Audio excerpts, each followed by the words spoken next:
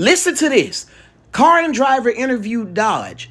Dodge told car and driver, listen, about that 670 horsepower Dodge Daytona EV. We're gonna hold off on that because of tariffs.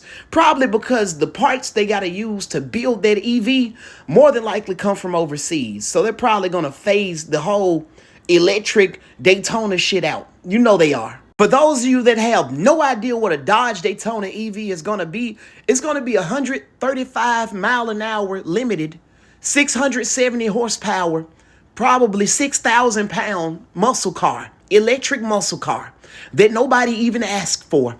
I hope it failed. So car and driver then asked them, okay, so how's this six-pack thing going to go? Dodge told them, well, it's going to be two trims. It's going to be a GT and an Outlaw trim. The GT trim is going to make 420 horsepower. The Outlaw trim is going to make 550 horsepower.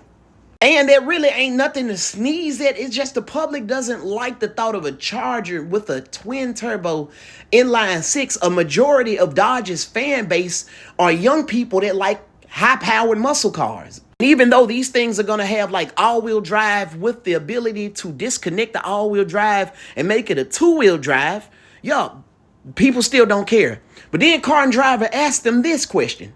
Dodge also declined to comment on the potential trims for the Dodge Charger six-pack. He refused to talk about the future of the Dodge six-pack. That can mean two things. Either they don't have their shit together or they're planning to throw a Hemi under the hood of these Chargers. And if you combine this with the evidence of them sending shells to Mexico that one time to try to fit a V8 under the hood of it, and then after that, when Trump got into office, they transferred Hemi production over to the Dundee, Michigan plant. And now they're developing 5.7s, 6.2s, and 6.4s. Coincidence? I think not. 4,400 pound muscle car with a supercharged 6.2 that has a glorified, updated Mercedes-Benz suspension. Can you build your own Hellcat?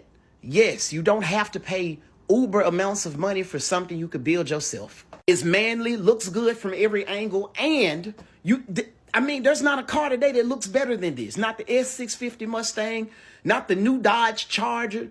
Hell, they should have called that the Challenger instead of the damn Charger.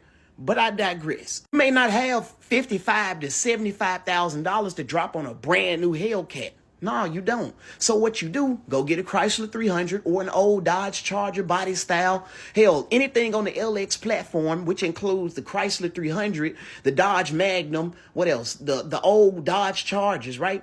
All of those are on the same body style, including like 2015 up Hellcats, Scat Packs, and things like that. Everything's interchangeable with Dodge, just like with Chevy. You want to throw an LS inside of an Astro van? You could absolutely do it. But you want to build your own Hellcat. First and foremost, you start off with a Chrysler 300. Swap straightforward. I'm not even lying. You're going to need everything from a Hellcat Charger. It'll be best if you can find like a donor car from Copart. You're going to need the front suspension, the engine, the transmission, the body harness, transmission harness, all of this shit.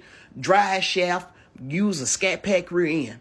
Not only does it haul more ass than a bobsled team during a fucking Mount Everest avalanche, but it's about as loud as a mine fart in a public library. This is a 1,400 horsepower R32 popping a wheelie, by the way. All the specs get drastically crazy from here. Not only does it have an 86, 85 millimeter next-gen precision turbo attached to it, but it has an RB26 head on a 3.2 stroker billet block. Billet. But wait, there's more. It has Mickey Thompson BBLs all the way around. Oh, that's a parachute. That means leave this man alone. Just when you thought it can't get no more fast and furious than this, you pop his trunk, he got a 150 shot of Bobby Brown go-go gas. He looked at his toner and said, listen, I want to go fast. How fast you trying to go? Black women in scary movies.